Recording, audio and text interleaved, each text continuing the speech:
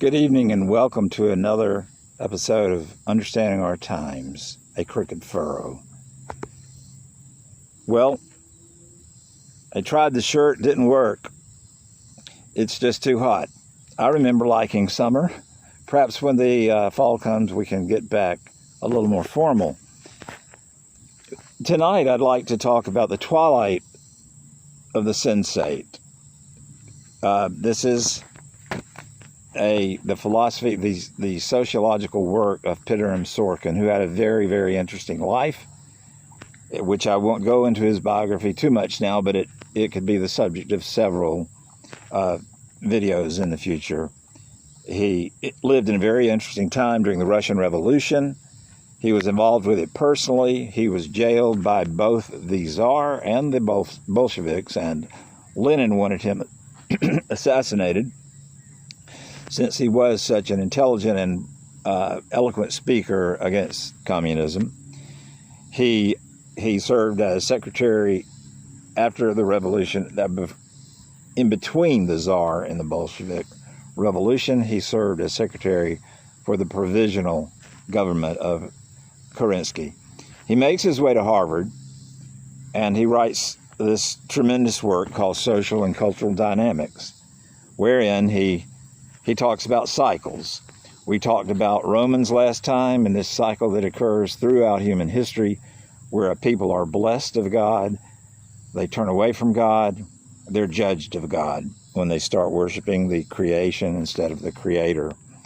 So this is another look at those cycles that the Bible describes that occur throughout every culture and all times in human history.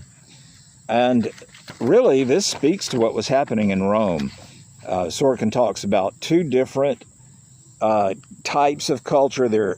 First thing he says about culture is that it's integrated. It's integrated around one single idea, and that idea he sees reality, or he sees these ages as depending upon how people understand reality, their theory of reality, which is what a worldview is. It's your theory of reality. Everyone has one. Individuals have one, and cultures have one. And these, as we will see, are based upon your idea of God, your divinity idea. So, a sensate culture is one in which the people focus on the truth of the senses. It's a materialistic understanding of the world. What our senses tell us is true and real only, and everything else is an illusion.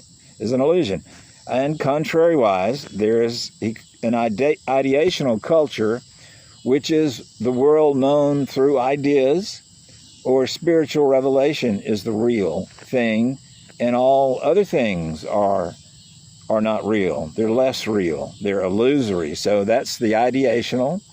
And then we have the sensate. And in between, they can mix, and you get one he calls idealistic, an idealistic culture. And we'll show examples of each of those throughout the history of West, although he finds examples throughout every culture.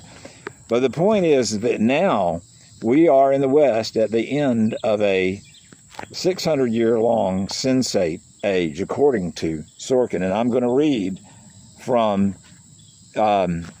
Social and Cultural Dynamics, by Peter Sorkin.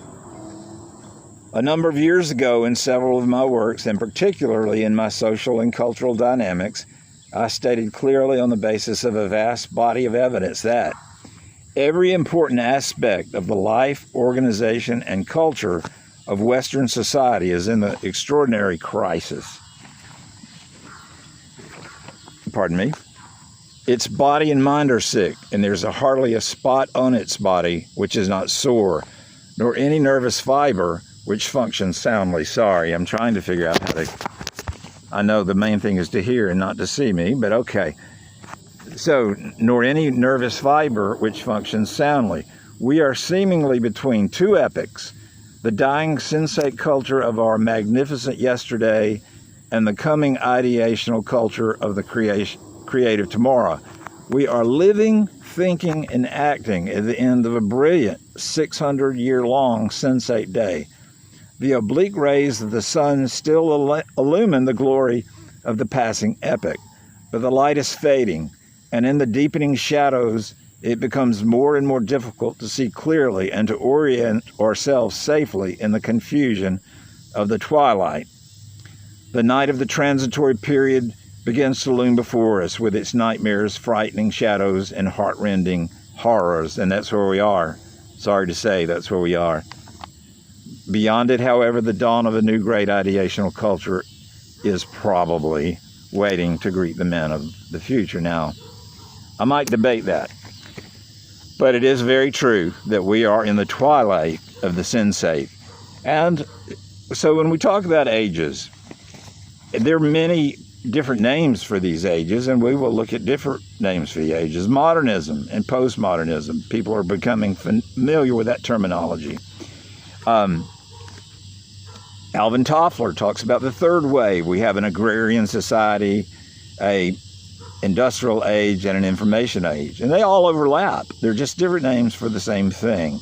The information age, the electronic village, etc. So you can encounter different names, but it's very clear that a change is happening. We're changing from one main worldview to another. And talking to a young lady today who watched my first video, I did not make it clear, apparently, that this idea about ages and how they are changing. And I think that's not as apparent to younger people. I was born in 1950, and I grew up with that worldview of the 50s. Very different. And at about age 9, things dramatically began to shift. So for me, really, when at about age 11 or 12, when I was coming of age, I was also within a culture coming of age. And so it might be difficult for those born after the 60s to understand what I'm talking about, because they were born in this sea of explosive change, in this fast-moving current of change. But that was not always what there was. There are distinct ages in history, and I think Sorkin rightly describes the twilight of the Sensate age. Thank you very much, and we will continue on. Look forward to seeing you next time. God bless.